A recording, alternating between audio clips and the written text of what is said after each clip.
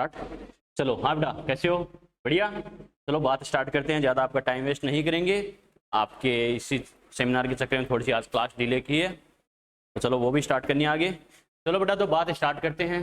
तो कहने का मतलब बेटा, आपका जो ड्रीम था, आपका जो टारगेट था, वो ऑलमोस्ट कंप्लीशन पर है बच्चों। ठीक है, आप कहेंगे सर वो तो हमें पता है कितना कंप्लीशन पर है, क्या हालत हो रही है, लेकिन ये सब कोई अलग बात नहीं है बच्चों। ठीक है, जिंदगी में एक बात हमेशा ध्यान रखना बच्चों, आपने जो प्रिपरेशन स्टार्ट की थी, आपने जो प्रिपरेशन स्टार्ट की थी, ये किस लिए स्टार्ट की थी? अरे डॉक्टर बनने के लिए तो करी थी। ऐसा थोड़ी था कि लास्ट में एग्जाम मुझे नहीं देना, या फिर सीधी सी बात है, ये जो प्रिपरेशन अपन ने स्टार्ट किया बेटा, डॉक्टर बनने के लिए ही हमने की थी। और डॉक्टर बनने के लिए इस बात को एक दिमाग में सेट रखना कि ये तो एक फेज है। ठीक है, फेज है। फेज का मतलब है मुझे ये फेज कंप्लीट करके, यानी एग्जाम का जो कंपटीशन है, मुझे ये फाइट करके ही मुझे मेडिकल कॉलेज में एंटर होना है। बात समझ में आ रही है क्या? और जो आपका जो एग्जाम का मैंने बताया बेटा कंपटीशन, ये आपको एंटर करिए, मतलब क्वालिफाई करके मेडिकल कॉलेज में एंटर होना है। तो आपका टारगेट सिर्फ एग्जाम पे नहीं होना चाहिए, उसके एक स्टेप आगे होना चाहिए। बात समझ में आ रही है क्या? वही बात है, मुझे अगर बेटा कुएं के ऊपर से छलांग लगानी है, मेरा फोकस अगर कुएं पे होगा तो मैं कभी छलांग लगा सकता हूँ क्या? अरे बात समझ में आ रही है क्या? ठीक है, अच्छे सुनना बेटा, 15-20 मिनट अपन बात करेंगे। एक एक बात को दिमाग में सेट रखना, आपको आपकी 2-3 दिन की मेंटेबिलिटी है, बहुत फायदा मिलेगा। और 2-3 दिन खुद में हीलियम भर के रखोगे, खुद का कॉन्फिडेंस लेवल यहाँ रखोगे, बहुत फायदा मिलेगा। ठीक है, हमें किसी कुएं के ऊपर से बेटा जंप करना है, तो ये बताओ हमारा फोकस अगर कुएं पे रहेगा तो अपन कभी जंप कर सकते हैं क्या? कभी नहीं कर सकते बेटा। बात समझ में आ रही है क्या? हमारा फोकस कहाँ होना चाहिए? जहां हमें जाना है, जंप करके कुएं के उस साइड जाना है। बात समझ में आ रही है क्या? अगर कुएं पे फोकस रखने लगे, कभी हम उसको कवर कर ही नहीं सकते, वो जो डिस्टेंस है उसे कभी क्रॉस कर ही नहीं सकते। बात समझ में आ गई क्या? आपकी नजरें अगर एग्जाम पे पेपर पे टिकी रह गई, क्या होगा उस दिन क्या नहीं होगा, तो कभी भी आप पेपर को क्वालिफाई कर ही नहीं सकते बच्चों। बात समझ में आई क्या? पेपर का थोड़ा सा आइडिया होना चाहिए, नो डाउट मुझे पेपर देना है, कुछ भी मुझे करना है, जो मुझे करना है सिलेक्शन के लिए, लेकिन इतना भी नहीं होना चाहिए कि खाली पेपर घूमता रहे, क्या होगा क्या नहीं होगा। ठीक है, ये जो टाइम है बच्चों, मैक्सिमम बच्चों में कॉन्फिडेंस होता है बच्चों, बात सही है, लेकिन ये भी सही है, जितना कॉन्फिडेंस होता है उससे ज्यादा एक वर्ड और होता है। क्या होता है बेटा? अरे होता है या नहीं होता है? बात समझ में आई क्या? और नो डाउट ये सबके साथ होता है बच्चों, आपके साथ नहीं है। एक सिंपल सी बात का बच्चों आंसर देना, दुनिया में कोई भी बड़ा काम बिना डर, प्रेशर या डिप्रेशन फील किए कभी कंप्लीट हुआ है क्या? अरे कभी कंप्लीट हुआ है क्या? नो बेटा। तो एक बात तो श्योर है बेटा, ये सक्सेस की प्री स्टेज होती है बेटा। ये बात समझ में आई क्या? ये सक्सेस की प्री स्टेज होती है, ये बात फैक्ट है। कोई भी फील्ड आप ले लो बेटा, चाहे आप पॉलिटिक्स में जाओगे तो भी बेटा डिप्रेशन होता है कि कल इलेक्शन का रिजल्ट आएगा या कल वोटिंग होगी, पता नहीं क्या होगा क्या नहीं होगा। किसी मूवी पे आप बात ले लो बेटा, उसमें भी यही होता है क्या, कि पता नहीं कल मूवी रिलीज होगी, मेरी क्या परफॉर्मेंस होगी मूवी की, पता नहीं। किसी स्पोर्ट्समैन पे ले लो, नीरज चोपड़ा को पता था क्या मैं तो श्योर गोल्ड मेडलिस्ट हूँ? अरे बात समझ में आई क्या? उसका भी यही स्टेटमेंट था, पहली रात नींद नहीं आई थी।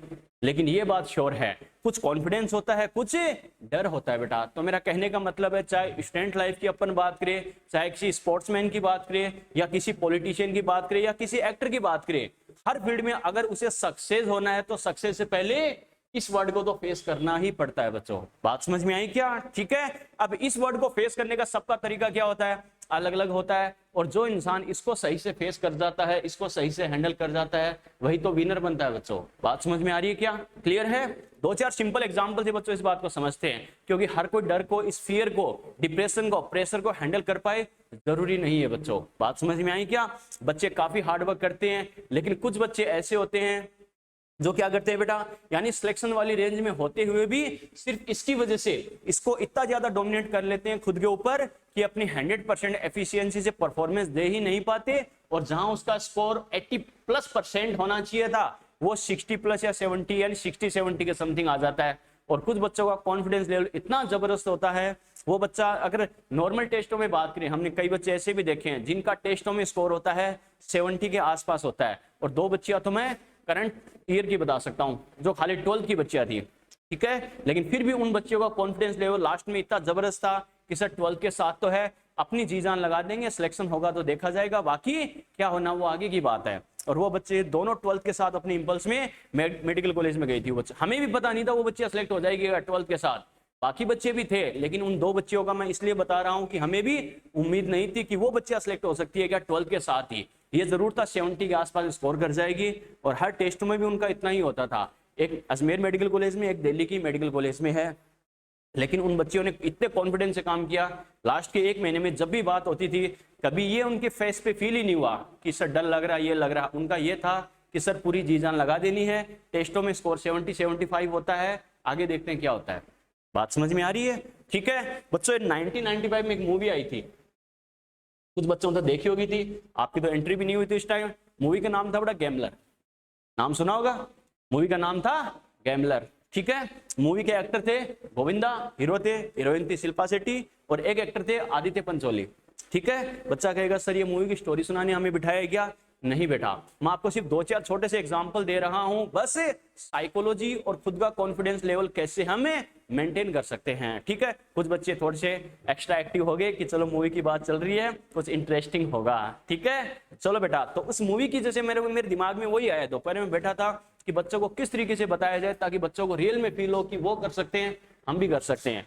उस मूवी में जैसे मैंने कहा बेटा, 2 एक्टर थे, गोविंदा और आदित्य पंचोली, दोनों बहुत अच्छे फ्रेंड थे और दोनों पुलिस ऑफिसर थे, ठीक है। पुलिस में जॉब करते थे। गोविंदा था उस मूवी में बहुत डरपोक पुलिस ऑफिसर थे, ठीक है। यानी कोई पुलिस वाला, कोई विलेन फोन भी कर देता था तो वो फोन को साइड में रख देता था। कोई तेज आवाज में बोले, उसे कहे यहाँ से जंप करो, वो भी नहीं कर पाता था, इतना ज्यादा डरपोक था। लेकिन आदित्य पंचोली था बहुत मतलब ब्रेव पुलिस ऑफिसर था, बिल्कुल खुला जो पुलिस का जो रोल होता है एकदम बिल्कुल निडर होकर प्ले करता था। फिर एक बार किसी रीजन से दोनों हॉस्पिटल में एडमिट हुए, तो हॉस्पिटल में डॉक्टर ने कहा दोनों का ब्लड टेस्ट करना है। लेकिन जो आदित्य पंचोली दूसरा एक्टर था, उसको पता था मुझे ब्लड कैंसर है। इस मूवी की स्टोरी बता रहा हूं, उसको पता था मुझे ब्लड कैंसर है। तो डॉक्टर ने जैसे ही कहा दोनों का ब्लड टेस्ट करना पड़ेगा, आदित्य पंचोली के दिमाग में वो वही घूम रहा था कि मुझे पता है सिर्फ मेरे ब्लड कैंसर है, लेकिन अगर जो टेस्ट की रिपोर्ट आएगी अगर मेरे पेरेंट्स तक चली गई, मेरी फैमिली तक चली गई, तो वो तो जीते जी मर जाएंगे। तो आदित्य पंचोली ने क्या किया, अपने पेरेंट्स के बारे में सोच के थोड़ा सेल्फिश हो गया। तो जैसे ही डॉक्टर ने दोनों की रिपोर्ट करी, एक थी गोविंदा की, एक आदित्य पंचोली की, जैसे ही वो नर्स थी, वो जो वाइन होती बोतल होती छोटी वाली, उसको रख के गई, आदित्य पंचोली ने दोनों का लेवल चेंज कर दिया। यानी खुद का नाम उतार के गोविंदा वाली पे लगा दिया और खुद उसका नाम है खुद वाली बोतल पे लगा दिया, ठीक है। कुछ टाइम बाद डॉक्टर ने रिपोर्ट दी तो गोविंदा को कहा आपको ब्लड कैंसर है। गोविंदा उस दिन उस मूवी में बहुत रोता है, बहुत रोता है कि मैं ये क्या हो गया, मैं तो ऐसा सीधा इंसान था, मैंने आज तक मक्खी भी नहीं मारी, मतलब मच्छर मक्खी मच्छर इनको भी मैंने नहीं मारा, मुझे ब्लड कैंसर कैसे हो गया, भगवान मेरे साथ इतना बुरा कैसे कर सकता है। उसके दिमाग में पूरी फैमिली घूम रही थी, उसके माँ बाप थे, छोटे भाई बहन थे। बोले आज तक मैं पुलिस की जॉब सिर्फ इसलिए कर रहा था कि कम से कम ठीक है मैं डरपोक हूँ, मुझे पता है कि मैं डिजर्व नहीं करता, लेकिन बस जॉब इसलिए कर रहा था कि मेरे माँ बाप की जो घर का खर्चा है, माँ बाप की दवाई है, छोटे भाई बहन को कुछ बना दूं, उनका खर्चा चलाने के लिए बस मैं पुलिस की जॉब कर रहा था, नाम के लिए, खाली पैसों के लिए। लेकिन अब मुझे कुछ हो जाएगा तो क्या होगा। तो पूरी रात उसके दिमाग में वही हो रहा था, पूरी रात रोता रहा। सडनली दूसरे दिन एक मैगजीन पढ़ रहा था, उस मैगजीन में गोविंदा का फोकस आता है, उस मैगजीन में गोविंदा का फोकस आता है कि एक पुलिस ऑफिसर है, ऑन ड्यूटी उसकी डेथ हो गई किसी दूसरे पुलिस ऑफिसर की। तो उसमें देर का था कि ऑन ड्यूटी उस पुलिस ऑफिसर की डेथ हुई है, तो उस पुलिस ऑफिसर की फैमिली को प्राइस मिलेगा 50 लाख। कितना प्राइस मिलेगा? 50 लाख। गोविंदा के दिमाग में आया कि मुझे तो मरना श्योर है, बात समझ में आई, मुझे ब्लड कैंसर है, डॉक्टर ने कहा कि मैक्सिमम तुम्हारी लाइफ का 4 मंथ 6 मंथ, बात समझ में आई क्या। इसका मतलब मेरा तो मरना श्योर है, इस बात को मैं टाल नहीं सकता। लेकिन अगर ये पुलिस वाला ऑन ड्यूटी अगर ये मरकर इसकी डेथ होती है तो इसकी फैमिली को 50 लाख रुपीस मिल सकते हैं, इसका मतलब मुझे भी तो मिल सकता है, बात समझ में आई क्या। उस दिन से उसकी जिंदगी का मोरल ही चेंज हो गया। जो गोविंदा बहुत डरपोक था, यानी कोई विलेन वगैरह जोर से फोन भी करता था, वो फोन को साइड में रख देता था, दूसरे हवलदार को कहता था कि तू बात कर, या फिर कोई कहता था कि उन विलेन को पकड़ने जाना है तो वो जाता ही नहीं था, कुछ ना कुछ एक्सक्यूज करने लग जाता था। जैसे टेस्ट के टाइम हमारे होता है, सर तबीयत ठीक नहीं है, सर लूज मोशन है, सर फास्ट मोशन है, जो भी होता है, बात समझ में आ रही है क्या, वो भी एक्सक्यूज करता था। लेकिन जिस दिन उसे पता चला और सेकंड डे उसने मैगजीन में पढ़ा कि मेरी डेथ तो श्योर है, लेकिन ऑन ड्यूटी अगर ऐसा कुछ हो जाए, मेरी डेथ हो जाए, डेथ तो वैसे भी होनी है, तो कम से कम मेरी फैमिली की सारी प्रॉब्लम सॉल्व हो सकती है। उस दिन के बाद उसकी पूरी साइकोलॉजी ही चेंज हो गई। साइकोलॉजी चेंज होने का मतलब है वो जानबूझ के ऐसे इफर्ट करने लगा कि वो ऑन ड्यूटी उसकी डेथ हो। यानी जानबूझ के कोई विलेन अगर गोली चला रहा है, जानबूझ के आगे खड़े हो जाना, और आपको पता ही है ऐसे तो भगवान भी जान नहीं लेता कि लो हमें मार दो।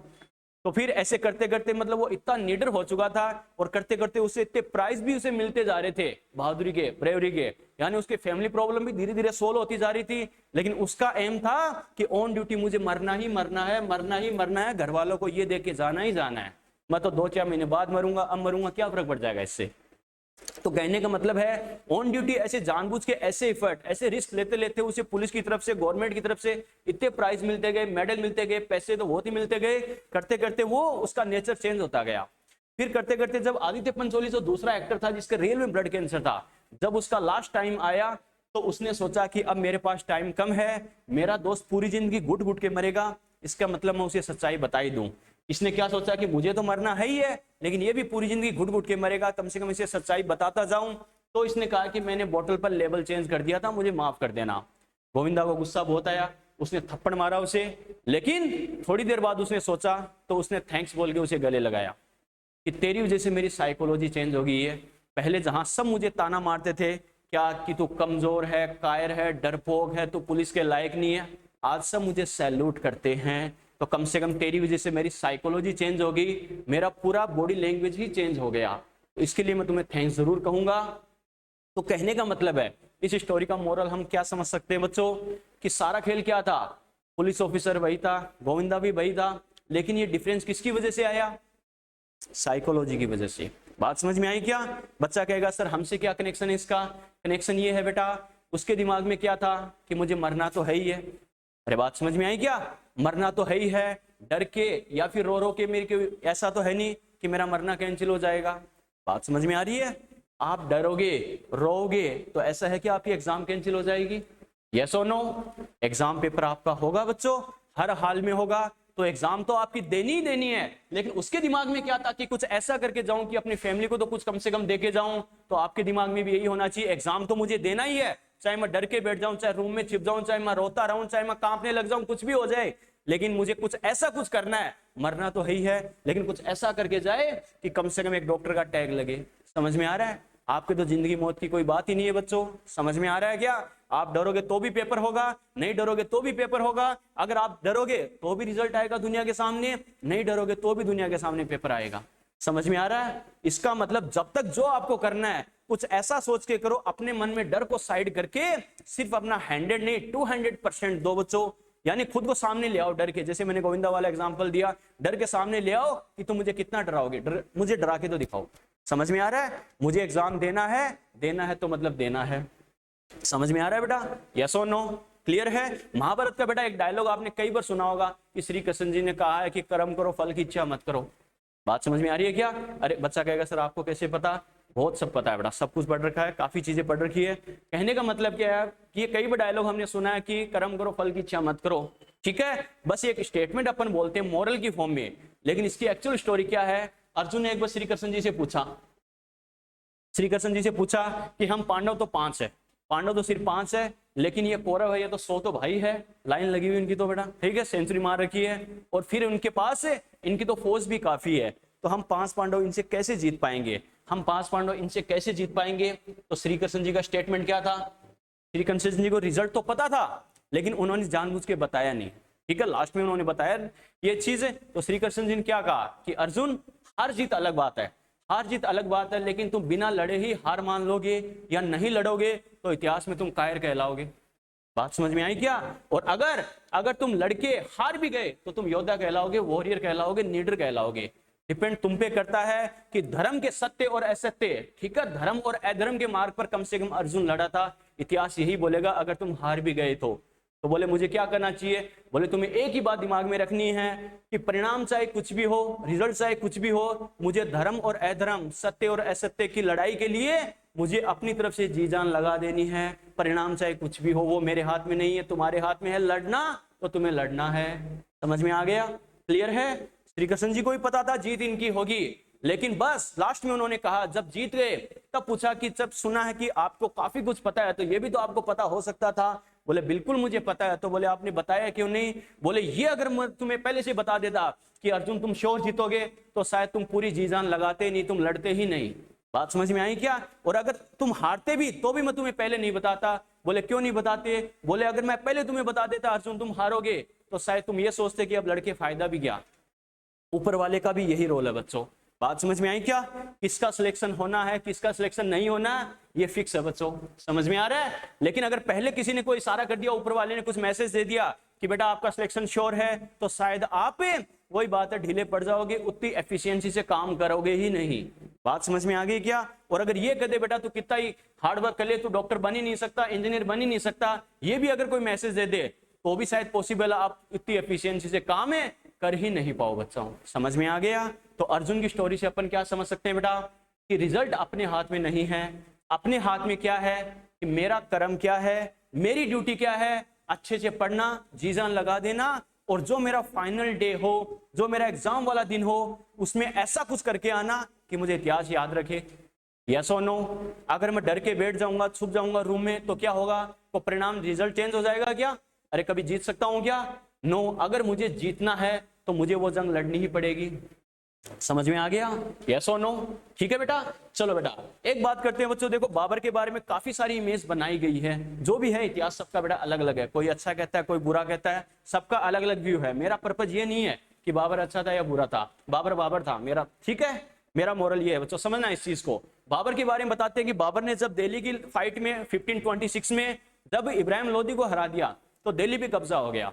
तो बाबर के जो फौज थी, बाबर से पूछा कि बाबर जी हमने सुना है कि इंडिया में बहुत सारा सोना है, वो तो अफगानिस्तान से आए थे, आपको पता है अफगानिस्तान में कितनी प्रॉपर्टी है, हम तो बोले आज तक एक टाइम खाना खा के भूखे रहे हैं, प्यासे रहे हैं, जंगलों में घूमते घूमते रहे हैं, तो हमने तो सोचा था कि इंडिया में इतनी सारी दौलत है, मंदिर वगैरह में जो भी है, यानी यहाँ बहुत सारी मतलब प्रॉपर्टी है। उस टाइम मानते थे पूरे वर्ल्ड की 1/4 जीडीपी इंडिया की थी, 25%।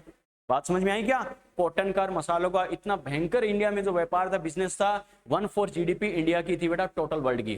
तो बोलते हैं कि इंडिया इतना रिच कंट्री है, तो ये बताओ इसकी जो पूरी प्रॉपर्टी है मतलब हमें कैसे मिल सकता है? हमें तो आज तक भूखे प्यासे रह के हमने जिंदगी निकाली है अफगानिस्तान में, आज तक हमने कभी पैसे देखे तक नहीं है, लेकिन ये हमें कैसे मिल सकता है? इब्राहिम लोदी को हमने हरा दिया, अब पॉसिबल है क्या? बाबर ने कहा नहीं। बोले कब है? बोले एक ही कंडीशन में पॉसिबल है, जब हम किसको हरा दे? राणा सांगा। बात समझ में आई क्या? राणा सांगा, ये नाम सुनते ही सबके कुछ ना कुछ लूज मोशन फास्ट मोशन जरूर स्टार्ट हुआ होगा।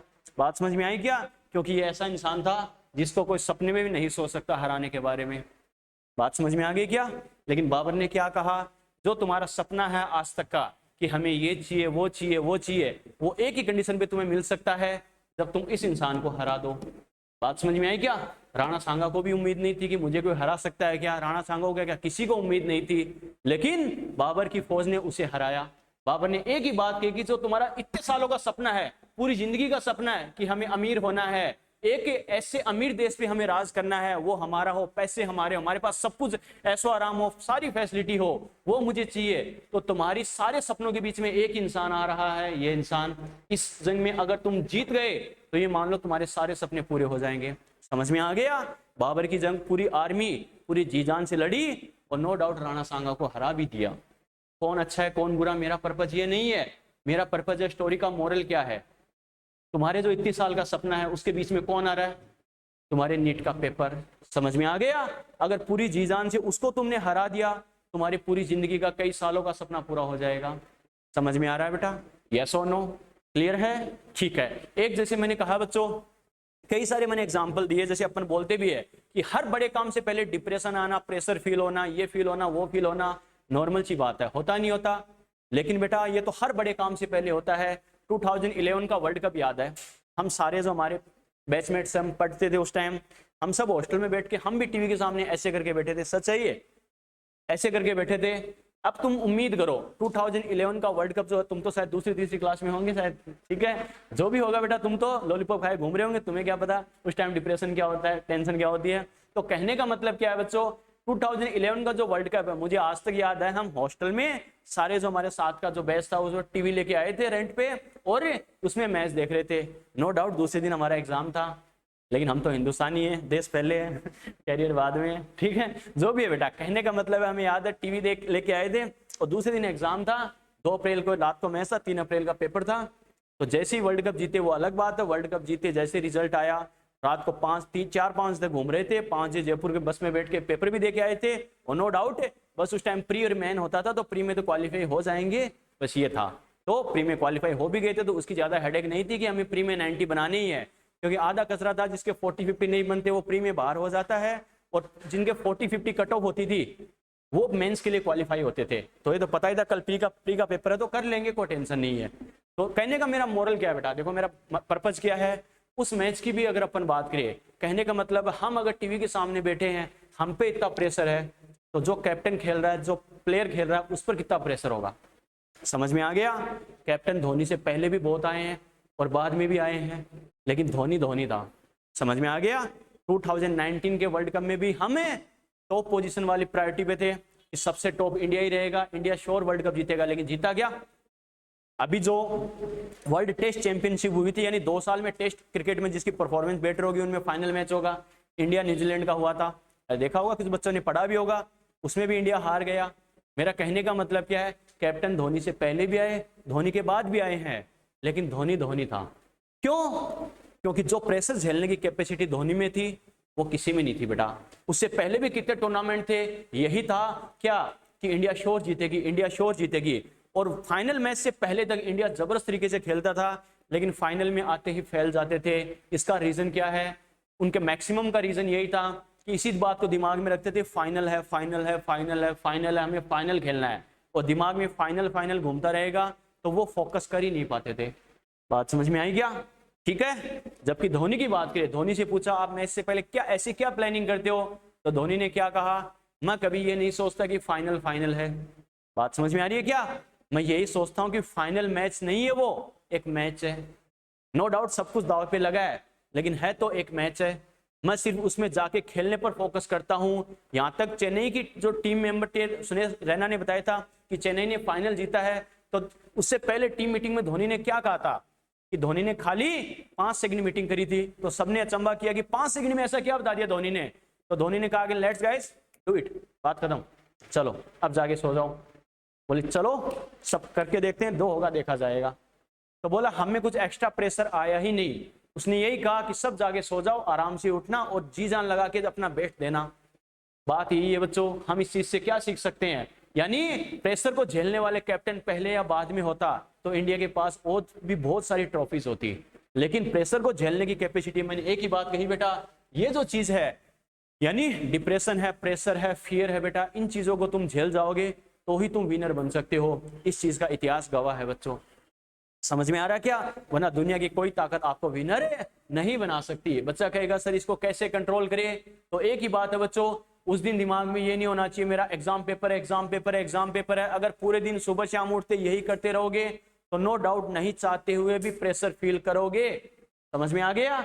लेकिन एक बात को दिमाग में रखना है कि जैसे टेस्ट पेपर में आपकी बॉडी लैंग्वेज होती है, मैंने क्या कहा, गोविंदा वाला एग्जाम्पल दिया मैंने, अपन सोचते हैं कि हमसे नहीं होगा, लेकिन अपन ने ठान लिया मुझे करके दिखाना है तो दिखा सकते हैं। समझ में आ गया? ठीक है। वो बोलते हैं ना कि ठान लिया तो जीत है, और मान लिया तो वही बात, अपने मन में मान लोगे मैं नहीं कर सकता तो हार है, लेकिन ठान लोगे कि करना है तो करना है तो करके दिखा सकते हो। समझ में आ गया? उठते बैठते अगर इसी चीज के बारे में सोचोगे कि मेरा पेपर है, टेस्ट मेन एग्जाम का पेपर है, मेन एग्जाम का पेपर है, क्या करूं क्या करूं, नो डाउट प्रेशर ही फील करोगे बच्चों। समझ में आ गया? और ये प्रेशर आपको लॉस ही करेगा। बात समझ में आई क्या? ठीक है। पेपर के बाद अपन कितने एक्सक्यूज दे, मेरे ये हो गया था वो हो गया था, लेकिन कुछ नहीं हो सकता बाद में हिस्ट्री चेंज नहीं हो सकती बेटा। समझ में आ गया? क्लियर है? सिकंदर की बताते हैं बेटा, अलेक्जेंडर ग्रेट अलेक्जेंडर बताते हैं कि जब वो वर्ल्ड विक्ट्री के मिशन पे थे, विश्व विजेता बनने के मिशन पे थे, तो बता रहे थे एक बार जा रहे थे तो उनका एक ही था, एक फाइट की, एक को हराया आगे चले गए, दूसरे को हराया आगे चले गए, ऐसे जीतता चला गया। तो एक जगह जा रहा था तो बोले उसकी जब फौज ने देखा, आर्मी ने देखा कि सामने वाली आर्मी तो हमसे डबल है, तो बताते हैं उसके सोल्जर ने मना कर दिया कि हम तो नहीं लड़ेंगे। लेकिन सिकंदर तो सिकंदर था, उसने क्या किया, जिस ब्रिज से आए थे उसकी रस्सी काट दी, जिस ब्रिज से आ रहे थे सारी उसकी आर्मी आई थी, उसकी रस्सी काट दी। एक तरफ तो सामने वाली आर्मी थी जो उनसे डबल ट्रिपल थी, और पीछे थी बेटा फुल फ्लो में बहती हुई रिवर थी। उसने अपने सोल्जर से क्या कहा कि मत लड़ो, वापस चले जाओ, लेकिन तुम्हारे पास 2 ही ऑप्शन है, अगर वापस जाओगे तो रिवर का फ्लो इतना ज्यादा है, या तो तुम्हें कोई जानवर खा जाएगा या तुम फ्लो में डूब जाओगे, नदी में डूब जाओगे और तुम्हारी डेथ 110% है, श्योर डेथ है। और दूसरा ऑप्शन तुम्हारे पास है, क्या पता सामने वालों से लड़ो तो जिंदा बची जाओ। बात समझ में आ रही है क्या? उसने यही बात दिमाग में बिठाई और उसके सोल्जर के पास दो ही ऑप्शन थे जो उसने बोले थे, या तो वापस चले जाओ कोई दिक्कत नहीं है, तुम्हारी डेथ श्योर है, या फिर सामने वाले से लड़ोगे तो क्या पता जीत जाओ, और जीत जाओगे तो जिंदा बच जाओगे। ठीक है, उसकी आर्मी लड़ी क्योंकि उनके पास ऑप्शन ये था जिंदा रहने के लिए, वो लड़ी और वो जीते भी, इसीलिए वो अलेक्जेंडर द ग्रेट बोलते हैं उसे। उसने कभी इम्पॉसिबल सोचा ही नहीं था कि ऐसा नहीं हो सकता, करके देखना है, क्यों नहीं हो सकता। समझ में आ गया? अरे बात समझ में आई क्या? तो मेरा कहने का मतलब क्या है बच्चों, चाहे मैंने आपको धोनी की स्टोरी बताई हो, चाहे बाबर की हो, चाहे अलेक्जेंडर की हो, चाहे गोविंदा की स्टोरी बताई हो, चाहे श्री कृष्ण या अर्जुन की स्टोरी बताई हो, इन सब का मोरल क्या है कि जब तक हम अपने अंदर के डर पे जीत नहीं सकते बच्चों, तब तक हम सक्सेस की तरफ जा ही नहीं सकते। क्लियर है? दो चीजें हैं बच्चों, एक होगा आपका कॉन्फिडेंस, एक होगा आपका फियर, आपका डर। बात समझ में आई क्या?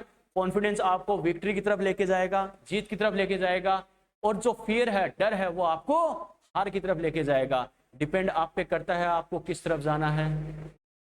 ये बताओ, हार की तरफ जाना है, जीत की तरफ जाना है? हार की तरफ जाना है या जीत की तरफ जाना है?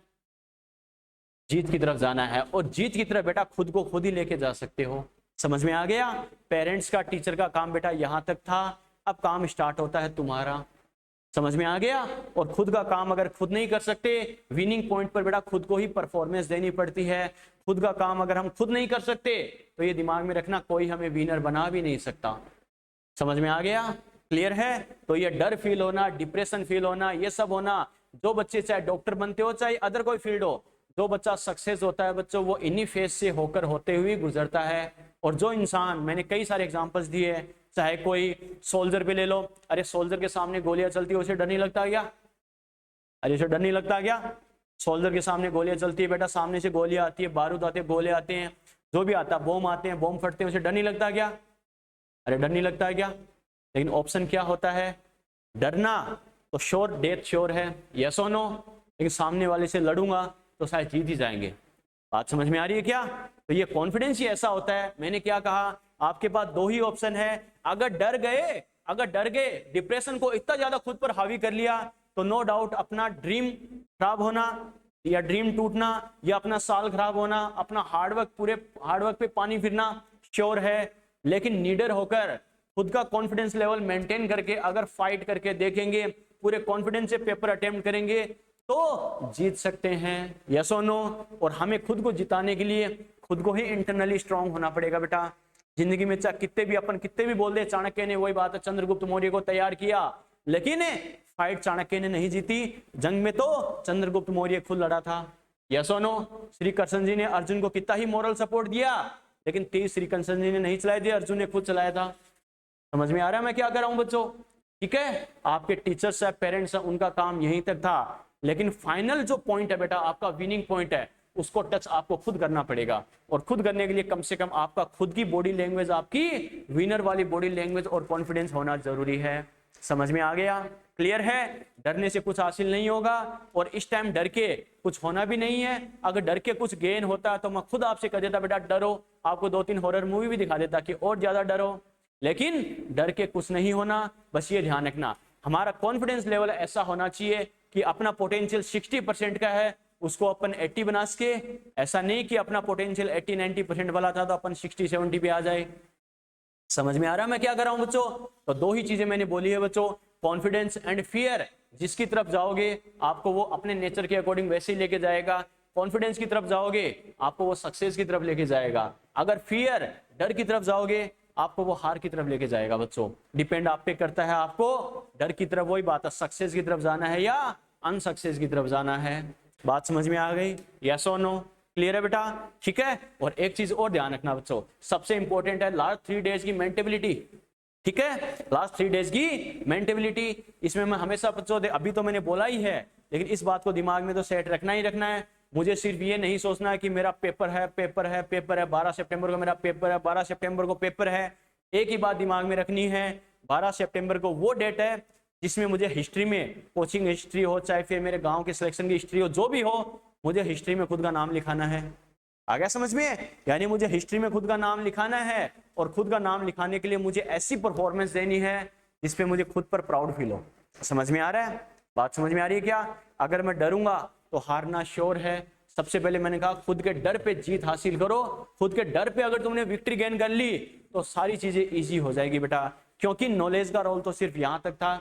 अब रोल किसका होता है? कॉन्फिडेंस का। बात समझ में आई क्या? जैसे मैंने कहा 15 लाख बच्चे एग्जाम का फॉर्म भरते हैं, उसमें से 10 12 मैक्सिमम 15,000 लास्ट मानो बेटा, लास्ट टू लास्ट मान लो 15,000 तक भी कॉलेज अगर अलॉट हो गई तो ये बताओ खाली 15,000 बच्चों की नॉलेज था क्या? 15 लाख में कम से कम 1 लाख स्टूडेंट ऐसे जरूर होते हैं जिनको सिलेक्शन के लायक नॉलेज था, यस और नो? लेकिन उसमें से 15,000 जो थे बेटा स्टार्टिंग के, वो टॉपर क्यों बने? क्योंकि उनका कॉन्फिडेंस लेवल औरों से थोड़ा बेटर था। समझ में आ गया? नॉलेज तो ऑलमोस्ट इक्वल सा होता है, ऐसा नहीं है। हम कोचिंगों में आपने कई बच्चे जिन्होंने 1-2 ड्रॉप लिए हैं उन्होंने देखा भी होगा, कोचिंग के टेस्टों में जो टॉप करता है वो बच्चा रह जाता है, जो बच्चे की रैंक नीचे आती है वो उससे अच्छी कॉलेज जाता है। अरे जाता नहीं जाता? क्यों? नॉलेज जरूर 19-20 होता है बेटा, थोड़ा सा डिफरेंस होता है, लेकिन ज्यादा डिफरेंस किसका होता है? कॉन्फिडेंस लेवल का। समझ में आ गया? तो खुद को कॉन्फिडेंट बनाए रखना बच्चों। ये डर या जो भी आपका डर है, घबराहट है, ये सब चीजें आपको, वही बात है, आपको विनर नहीं लूजर बना देगी। और विनर बनने के लिए कम से कम खुद का कॉन्फिडेंस और खुद की फीलिंग विनर वाली होनी चाहिए। I am the winner. बात समझ में आई क्या? मुझे डरना नहीं है। डर के ना कोई आज तक विनर बना है ना कोई बनेगा बच्चों, चाहे तुम पे ले लो, चाहे हम पे ले लो, चाहे किसी और पे ले लो। समझ में आ गया? क्लियर है? तो जो भी हमें करना है, लास्ट के 3 डेज मेरे पास है। मेरे दिमाग में क्या होना चाहिए कि मेरे पास ये 3 दिन है, इन 3 दिन में मुझे ऐसा करना है कि मैं डाइवर्ट भी ना हूं, ना मैं डरूं, और बस मेरी तरफ से मैं कितना कर सकता हूं, बस मुझे एक्स्ट्रा कुछ नहीं करना, मुझे अपनी तरफ से जितना मुझसे हो सके करना है। अर्जुन और वो मैंने श्री कृष्ण जी वाली स्टोरी बताई है, रिजल्ट क्या होगा उसकी मुझे फिक्र नहीं करनी है। अगर मैंने इन 3 दिनों में अच्छा काम कर दिया तो रिजल्ट अपने आप आ जाएगा। बात समझ में आई क्या? यानी रिजल्ट कैसा होगा, क्या होगा, खाली उसकी टेंशन लेते रहे तो काम पर फोकस कर ही नहीं पाओगे बेटा। और काम पर फोकस नहीं कर पाओगे, काम पर अगर वही बात है फोकस नहीं करोगे तो एफिशिएंसी 100% नहीं दे पाओगे, और अगर एफिशिएंसी 100% नहीं होगी तो रिजल्ट तो 100% आने का, 100% मतलब जितना आना चाहिए उतना आने की कोई चांस है क्या? कोई चांस नहीं है बेटा। समझ में आ गया? क्लियर है? तो बस ध्यान रखना इन 3 दिन में आपकी मेंटेबिलिटी क्या होनी चाहिए? आपकी मेंटेबिलिटी होनी चाहिए बेटा कि बस एक तो बायो की एनसीईआरटी के पेज पलट देना, 2 दिन में बायो की एनसीईआरटी करनी है। क्या करना है बेटा? आज जाके स्टार्ट कर देना। आज 8 तारीख है, 8, 9, 10, ठीक है, 9 के हाफ डे तक कर देना। 9 के आज से स्टार्ट करोगे, आज का आधा दिन, कल 9 और 10 का हाफ डे, ठीक है। 10 के इस टाइम इवनिंग तक मुझे क्या करना है? मुझे बायो की एनसीईआरटी पूरी कर देनी है। एक दिन में 11 की, एक दिन में 12 की, लाइन टू लाइन रिवाइज कर दो। समझ में आ गया? 80+ क्वेश्चन सीधे उठा के आने हैं तो कम से कम वो हमें सिक्योर करना जरूरी है। तो बायो की एनसीईआरटी कर देनी है। फिजिक्स केमिस्ट्री में ज्यादा फर्क नहीं पड़ेगा, उतना ही स्कोर होगा जितना तुमने पहले सीखा हुआ है। समझ में आ गया? उसमें 2-4 क्वेश्चन का फर्क पड़ेगा, लेकिन बायो में अगर लास्ट टाइम पे टच नहीं करोगे तो सीधा 20-30 क्वेश्चन का फर्क पड़ जाएगा। समझ में आ रहा है? क्लियर है? तो साइकोलॉजी क्या होनी चाहिए बेटा? इन 2 दिन में मुझे बायो की एनसीईआरटी फिर से पढ़नी है, चाहे मैंने कितनी भी अच्छे से पढ़ रखी हो, बायो की एनसीईआरटी फिर से पढ़नी है। बात समझ में आ गई? और लास्ट में मुझे क्या करना, फिर मेरे पास जैसे 10 का हाफ डे बच गया, बाकी 10 का हाफ डे बच गया, उसमें मुझे केमिस्ट्री के पेज पलटने हैं, किसमें क्या है, किसमें क्या है, किसमें क्या बस ये देखना है। समझ में आ गया? 11 का हाफ डे है, जब मैं एग्जाम देने जाऊंगा जयपुर, जहां भी आपका सेंटर है, दोपहर बाद ही जाओगे मोस्ट ऑफ दी, तो दोपहर तक जाने से पहले मुझे फिजिक्स के पेज पलट के जाने हैं, यस और नो। जहां आपका सेंटर है पहले दिन जाओ, कोई दिक्कत नहीं है, रात को आराम से रुको, जहां आपको बेटर लगे रुको, और ज्यादा प्रेशर फील नहीं करना है। रात को आपके जो शॉर्ट नोट्स है बस 1-2 घंटे में बस वो मुझे देखने हैं, खाली पेज पलटने हैं। पेज पलटते अपने आप आपको पता चल जाएगा इस पेज पे मेरे यहाँ प्रॉब्लम है, यहाँ पर प्लस आ रहा था या माइनस में आ रहा था, यहाँ पर डाटा 10 था मेरे 20 ध्यान में था, या 100 था तो मेरे 1000 ध्यान में था। बस कौन से पेज पे कौन सी गलती करवा सकता है ये आपको देखना है। अब आपको नया कुछ नहीं सीखना, आपने जो अब तक पढ़ रखा है उसमें आपसे कहाँ गलती करवा सकता है, इस चीज को आपको नोटिस करना है। समझ में आ गया? यस और नो? क्लियर है बेटा? ठीक है। तो इन 3 दिन में बेटा आपको क्या करना है, बस पॉजिटिव मेंटेलिटी से आपको काम करना है कि जो होगा देखा जाएगा। मुझे इन 3 दिनों में बस अपनी तरफ से अच्छा करना है, रिजल्ट मेरे हाथ में नहीं है, कर्म करो फल की इच्छा नहीं करो, वही बात है।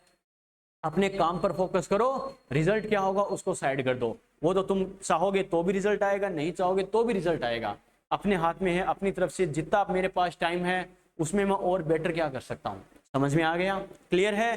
तो एग्जाम वाला पेपर ये होगा वो होगा, कुछ आपको सोचने की जरूरत नहीं है बेटा। समझ में आ रहा है क्या? 3 दिन में आपको कैसे काम करना है ये मैंने बता ही दिया। और एग्जाम पेपर में कुछ एक्स्ट्रा करने की जरूरत नहीं है। जैसे आपने नॉर्मल टेस्ट पेपर वगैरह में किया है उसी के अकॉर्डिंग आपको काम करना है। किसी बच्चे ने अलग पैटर्न अप्लाई किया है तो अभी भी ध्यान रख लेना बेटा, मेंटली प्रिपेयर रहना है उस चीज के लिए। पहले आपको बायो अटेम्प्ट करनी है, बाकी सब्जेक्ट आपके कितने भी अच्छे हो बेटा, लेकिन पहले बायो अटेम्प्ट करनी है आपको। समझ में आ गया? बायो एक ऐसा सब्जेक्ट है जो मैक्सिमम 40 या 50 मिनट में आपके 50% पेपर अटेम्प्ट करवा देता है और 80+ क्वेश्चन सही करवा के आपका स्कोर सेफ जोन में लेके आ जाता है। यस और नो? बच्चे का कॉन्फिडेंस लेवल अलग ही होता है कि मैंने ऑल एवरेज अगर लेके चले तो 45 मिनट होते हैं कि 45 मिनट में आधा पेपर अटेम्प्ट कर लिया है और मेरा स्कोर भी 50% स्कोर तो मेरा हो गया क्वालिफाई करने लायक। यस और नो? बात समझ में आई क्या? अगर पहले फिजिक्स लेके बैठ जाओगे तो कम से कम बेटा आपकी वो 60-70 मिनट खा जाएगा और क्वेश्चन कितने सही करवाएगा? 35-40, अगर आपका कॉन्सेप्ट अच्छा है, नॉलेज अच्छा है तो। यस और नो? इसका मतलब एक तो आपके पास ऑप्शन है कि 70 या 80 मिनट में आप क्या कर रहे हो, मैक्सिमम 40 क्वेश्चन सही कर रहे हो। एक आपके पास ऑप्शन है कि आप 45 मिनट में 40 या 45 मिनट में यानी आधे टाइम में आप उसे डबल क्वेश्चन कर रहे हो बेटा, 40 की जगह 80+ क्वेश्चन सही कर रहे हो। कौन सा ज्यादा बेटर है? बायो वाला। समझ में आ रहा है? पहले आपको बायो अटेम्प्ट करनी है, चाहे किसी की बायो स्ट्रांग हो चाहे वीक हो, ये ध्यान रखना। अब फिजिक्स इंपॉर्टेंट है, केमिस्ट्री इंपॉर्टेंट है, सब्जेक्ट इंपॉर्टेंट नहीं है, टीचर इंपॉर्टेंट नहीं है, सिलेक्शन इंपॉर्टेंट है। मेरे करियर के लिए क्या बेनिफिशियल है वो मुझे करना है। पहले बायो अटेम्प्ट करनी है, टाइम लिमिट का ध्यान रखते हुए मुझे 45 मिनट टाइम देना है, उसी के अकॉर्डिंग स्पीड को मेंटेन करना है। किसी भी क्वेश्चन को 2 बार से ज्यादा तीसरी बार नहीं पढ़ना है बच्चों। समझ में आ गया? पहले बायो अटेम्प्ट करनी है, फिर केमिस्ट्री अटेम्प्ट करनी है, उसके बाद लास्ट में फिजिक्स अटेम्प्ट करनी है तीसरे अटेम्प्ट में। क्योंकि बायो और केमिस्ट्री ऐसा पार्ट है उसके टोटल आपको पता है बच्चों 75% वेटेज होता है। बायो और केमिस्ट्री में आपने 65+ का स्कोर कर दिया। बायो और केमिस्ट्री मान लो आपको बायो में 80 में से 90 में से मान लो 85 क्वेश्चन सही हो गए और केमिस्ट्री में आपके 40 क्वेश्चन सही हो गए, तो 85 और 40 आपको पता है बेटा कितने होते हैं? 125 आपने सही कर दिए। यस और नो? अब फिजिक्स में आपने अगर 25 क्वेश्चन कर दोगे तो सिलेक्शन की रेंज में आ जाओगे। मेरा कहने का मतलब क्या समझ में आ गया? तो फिजिक्स में जानबूझ के लास्ट में आप सिलेक्टिवली क्वेश्चन भी कर सकते हो अगर टाइम कम है तो, लेकिन फिजिक्स पहले लेके बैठ जाओगे तो स्कोर उतना ही देगा, स्कोर आधा देगा, टाइम डबल खाएगा। समझ में आ रहा है? पेपर को बेटा आपको 2 ही राउंड में करना है, मिनिमम 2 राउंड में तो करना ही करना है, और क्वेश्चन भी आपको 2 ही बार अटेम्प्ट करना है। कैसे? ये क्वेश्चन है, इसके ऑप्शन आपने देख लिए, पहले क्वेश्चन पढ़ना हमेशा ध्यान रखना। और हिंदी मीडियम का बच्चा वो भी ध्यान रखना, पहले आपको बायो का क्वेश्चन हिंदी में पढ़ना है और फिर इंग्लिश में पढ़ के श्योर करना है बायो का क्वेश्चन। ध्यान रखना हिंदी मीडियम का बच्चा, इंग्लिश मीडियम वालों के लिए अप्लाई नहीं है कि सर ने कहा दोनों में पढ़ना है, पहले इंग्लिश का पढ़ो फिर हिंदी में पढ़ो। इंग्लिश वाला सिर्फ इंग्लिश में पढ़े कोई दिक्कत नहीं है, लेकिन हिंदी मीडियम वाला बच्चा खाली बायो का, केमिस्ट्री फिजिक्स समझ में नहीं आएगी, फिजिकल केमिस्ट्री, और अगर फिजिक्स से इंग्लिश का पढ़ने लग जाओगे तो पता ही नहीं चलेगा क्या हुआ। कहने का मतलब बच्चों क्वेश्चन पढ़ो और उसके बाद चारों ऑप्शन चेक करो, ठीक है? ऑप्शन से आपको ये फायदा मिलेगा बेटा, कहाँ आपको चाणक्य नीति काम में लेनी है, कहाँ पर आपको एग्जिट करना है। समझ में आ गया? मैं मैक्सिमम क्वेश्चन सोल्व कराता हूँ, आपको पूरा सोल्व करके बताता हूँ। चाणक्य नीति समझते हो ना अपनी अप्रोक्स वाली टेक्निक बेटा। आपने फिजिकल फिजिक्स का क्वेश्चन सही किया, क्वेश्चन की लैंग्वेज को फॉलो करो बेटा, पार्ट्स में पढ़ो, इसने यहाँ तक क्या बोला है, जो डाटा आपको दिया गया उसको राउंड कर लो। ऐसा नहीं आपको पेपर वापस जमा कराना, पेपर को लाल पीला काला नीला हरा पीला बैंगनी ऐसा वैसा कुछ भी कर दो बेटा, पूरा विग्योर कर दो, कोई टेंशन नहीं है। ये डाटा दिया गया इसको नोटिस करो, मुझे ये दिया गया, फिर आगे देखो मुझे क्या दे रखा है, आगे देखो मुझे क्या दे रखा है और मुझे क्या पूछा है। समझ में आ गया? बस दिमाग में एक आइडिया लग गया, मुझे ये दे रखा है, ये पूछा, ऑप्शन चेक करो मुझे किस टर्म में मुझे डाटा दे रखा है, तब मुझे आइडिया लग जाएगा। अगर मुझे डाटा 100, 150, 200, 300 ये दे रखा है, इसका मतलब मैं अप्रोक्स टेक्निक से कर सकता हूँ। यस और नो? लेकिन मुझे डाटा ये दे दिया 120, 121, 122, 123 ऐसे दे दिया, इसका मतलब मुझे एग्जैक्ट करना पड़ेगा। यस और नो? और एग्जैक्ट के चक्कर में टाइम डबल खराब होगा और ये भी पता नहीं श्योर सही हो या नहीं हो, इसका मतलब 2 क्वेश्चन के बराबर टाइम खाएगा। इसको राउंड कर दो, बाद में देखेंगे। समझ में आ गया? क्योंकि लास्ट में मेरा अप्रोक्स से आंसर आ रहा है, या तो मुझे जय माता दी करके करना पड़ेगा या एग्जैक्ट करना पड़ेगा।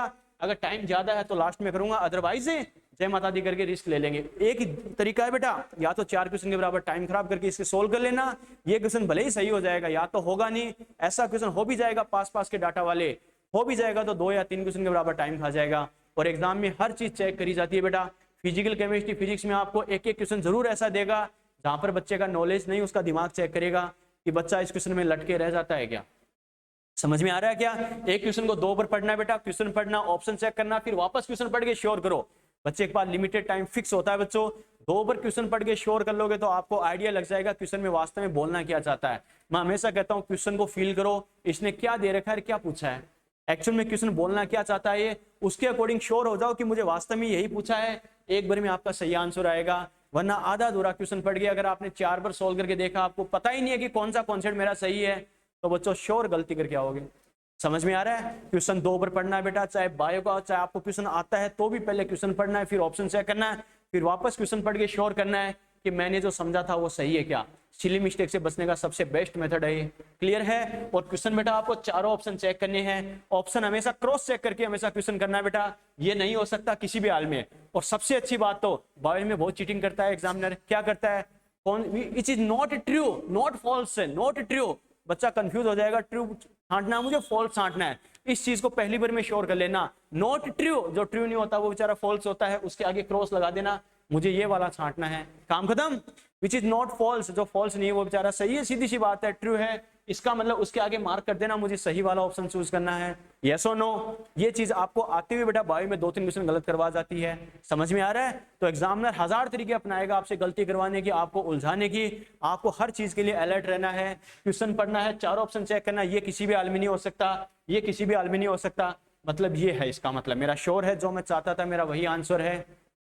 सिलेक्शन के लिए पहले पेपर अटेम्प्ट पूरा होना चाहिए। अटेम्प्ट पूरा होने का मतलब ये नहीं कि सारे क्वेश्चन करने हैं, अटेम्प्ट पूरा होने का मतलब है मैं फर्स्ट क्वेश्चन से लेके लास्ट क्वेश्चन तक मैं पहुंच गया, मैंने अपनी चॉइस से क्वेश्चन छोड़े हैं, उसकी कोई दिक्कत नहीं है, लेकिन ऐसा कोई अनटच क्वेश्चन नहीं होना चाहिए जो मैंने देखा ही नहीं है। समझ में आ गया? तो फर्स्ट राउंड में आपको वही क्वेश्चन करने बेटा जो फुली कॉन्फिडेंट हो, हाँ ये होगा ये होगा ये होगा। किसी क्वेश्चन में 2 बार पढ़ के आपको समझ में नहीं आए क्या बोलना चाहता है, तीसरी बार उसे मत पढ़ना, क्योंकि ऐसा क्वेश्चन 4 बार पढ़ के करोगे तो दिमाग खराब होगा, टाइम खराब होगा, पेपर खराब होगा। समझ में आ रहा है? क्वेश्चन को 2 ही बार पढ़ना है। अगर 2 बार पढ़ के आपको लगता है कि कुछ गलती कर रहा हूं, कर सकता हूं, तो उसको राउंड करके छोड़ देना, लेकिन इसका मतलब सेकंड राउंड में वो देखूंगा। और किसी क्वेश्चन को 2 बार पढ़ के भी हवा नहीं लगे बेटा, ऐसे कैसे छोड़ देना। कहने का मतलब समझ में आ गया? तो पेपर पे भी टिक करते जाना और ऑप्शन चेंज मत करना बच्चों, ये ध्यान रखना। जो ऑप्शन आपने ओएमआर शीट में फिल कर दिया फर्स्ट टाइम में श्योर करके, चेंज मत करना। बच्चा 10 क्वेश्चन चेंज करता है बेटा, तो उसमें से क्या होता है, अगर चेंज करता है तो 10 में से 2 या 3 सही होते हैं, 7 पहले सही थे मेरे, अब वो गलत होते हैं। अरे होता ही नहीं होता, मैक्सिमम एफिशिएंसी आती है बेटा 70-80%, पहले सही थे, अब मेरे 20-30% ही सही होंगे, होता ही नहीं होता। तो फर्स्ट टाइम आपने श्योर करके अगर कोई कर दिया है, 100% श्योर हो कि पहले गलत था अब 100% सही है, तो भले ही चेंज कर देना, वरना चेंज मत करना बच्चों, ठीक है। और सबसे बड़ी बात, फर्स्ट राउंड अटेम्प्ट करके सबसे बड़ी बात जो कोटा की ट्रिक है बेटा, ये ध्यान रखना, बहुत काम आएगी।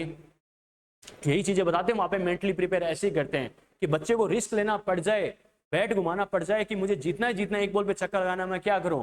तो ये ध्यान रखना, फर्स्ट राउंड अटेम्प्ट करके क्वेश्चन काउंट कर लेना। क्वेश्चन काउंट करने का तरीका मैंने यही बताया बेटा, क्वेश्चन पे टिक करते जाना कि ये मैंने आंसर पे तो करते ही करते हो, फर्स्ट क्वेश्चन मैंने कर लिया, मेरा काम खत्म, इसको मुझे दोबारा नहीं देखना है। समझ में आ गया?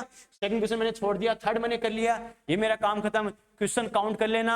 अगर आपको लगे कि मैंने सही क्वेश्चन अटेम्प्ट नहीं किए, अगर सिलेक्शन के लिए तो बायो में 88 तो अटेम्प्ट करने ही करने हैं, केमिस्ट्री में आपको 43, 44, 45 वाला डाटा ले रहा हूं मैं, 43, 44 तो अटेम्प्ट करने ही करने हैं, और फिजिक्स में 42 तो आपको अटेम्प्ट करने ही करने हैं। समझ में आ गया बेटा? यस और नो?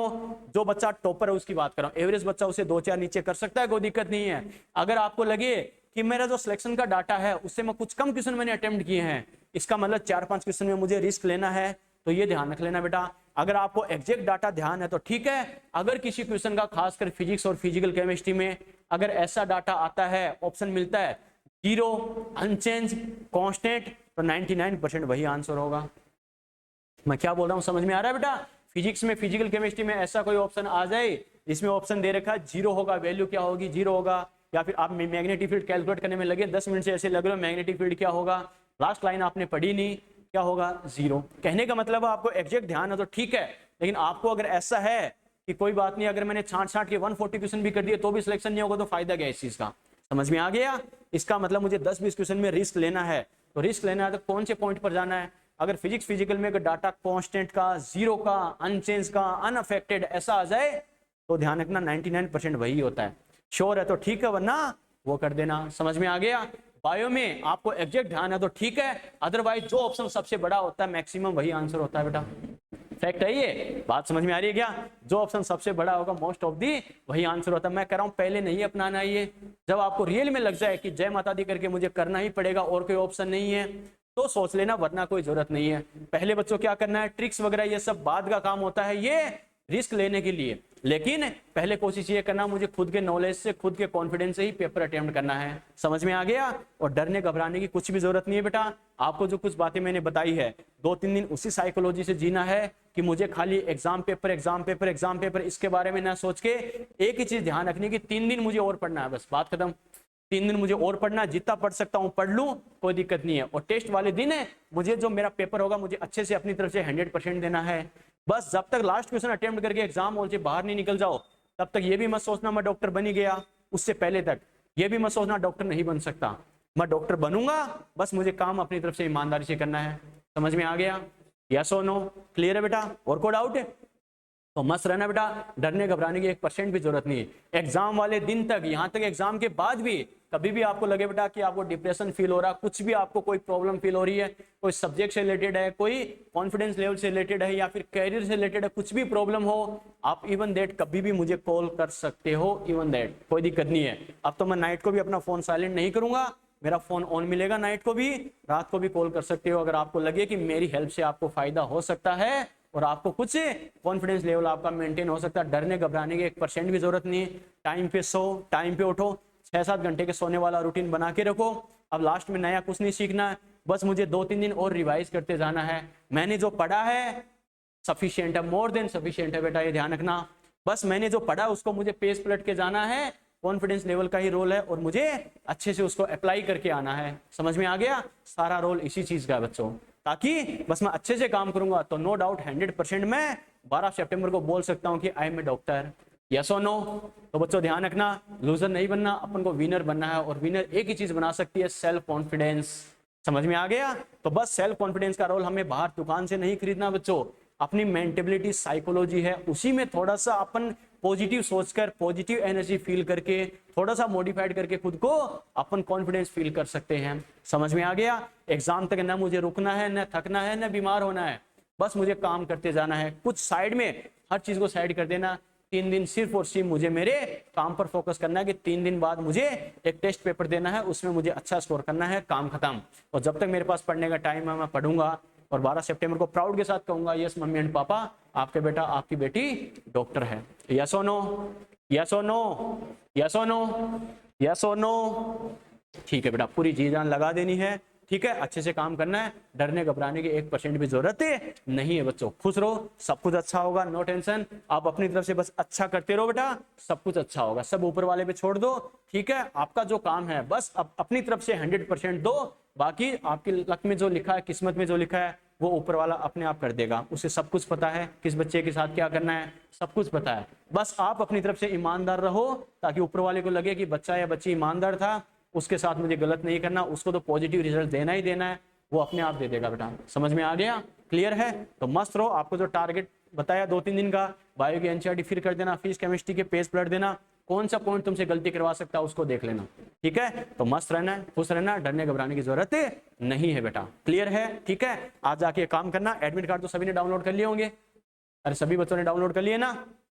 ठीक है, आपका जो एडमिट कार्ड है बेटा, उसके जो बच्चे ऑनलाइन अटेंड कर रहे हैं या ऑफलाइन में बैठे हैं, एडमिट कार्ड की जाके मुझे फोटो व्हाट्सअप कर देना।